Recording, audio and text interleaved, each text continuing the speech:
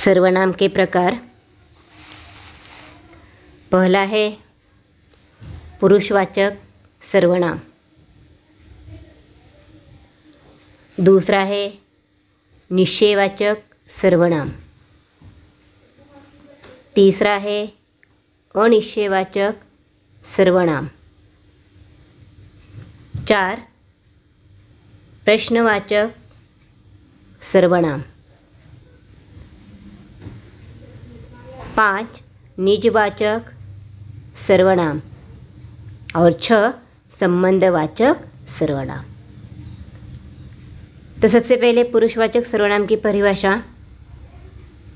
बोलने वाला स्वयं के लिए जिन शब्द के माध्यम से अन्य के लिए जिस सर्वनाम का उपयोग करता है उसे पुरुषवाचक सर्वनाम कहते हैं। उदाहरण के तौर पर यहाँ मैं, मुझे, तू, तुम, वह, वे। दूसरा प्रकार है निश्चयवाचक सर्वनाम। उसकी परिभाषा, जिस सर्वनाम से किसी निश्चित पदार्थ का बोध होता है उसे निश्चयवाचक सर्वनाम कहते हैं। उदाहरण देखिए, यह, ये, वह, वे। तीसरा प्रकार है अनिश्चयवाचक सर्वनाम। उसकी परिभाषा, जो सर्वनाम किसी निश्चित पदार्थ का बोध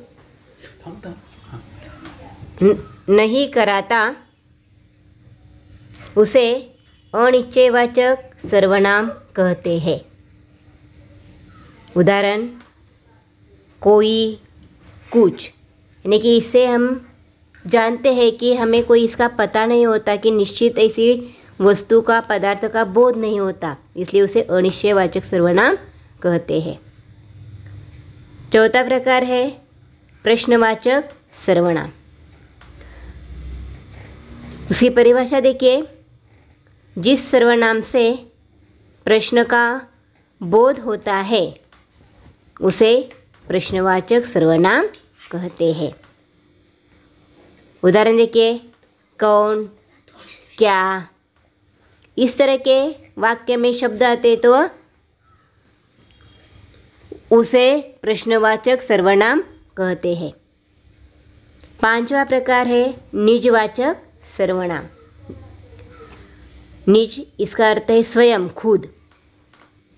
उसकी परिभाषा देखिए, वह सर्वनाम जो वाक्य के कर्ता पर जोर डालता है, यानी स्वयं बोलता है, स्वयं खुद की जानकारी देता है, उसे निजवाचक सर्वनाम कहते हैं। उदाहरण देखिए, आप, खुद। और अंतिम प्रकार है संबंधवाचक सर्वनाम। इसकी परिभाषा देखिए, जिस सर्वनाम से प्रश्न का बोध हो, जिस सर्वनाम से किसी संज्ञा का संबंध सूचित हो उसे संबंधवाचक सर्वनाम कहते हैं। उदाहरण देखिए, जो, सो, जैसा, वैसा। इस तरह का वाक्य में ये शब्द दिए जाते, सर्वनाम दिए जाते, उसे संबंधवाचक सर्वनाम कहते हैं। उदाहरण के तौर पर, जैसी करनी वैसी भरनी। स्वाध्याय, निम्नलिखित वाक्यों में से सर्वनाम शब्द छांटकर लिखिए। पहला है, मैं स्कूल जाता हूँ। दूसरा है तुम कल कहाँ थी। तीसरा है यह न जाने क्या बला है। 4 बाहर कोई है।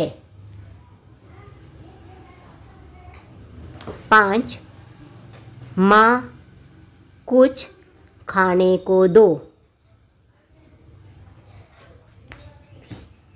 6 मैं अपने आप खाना ले लूँगा। 7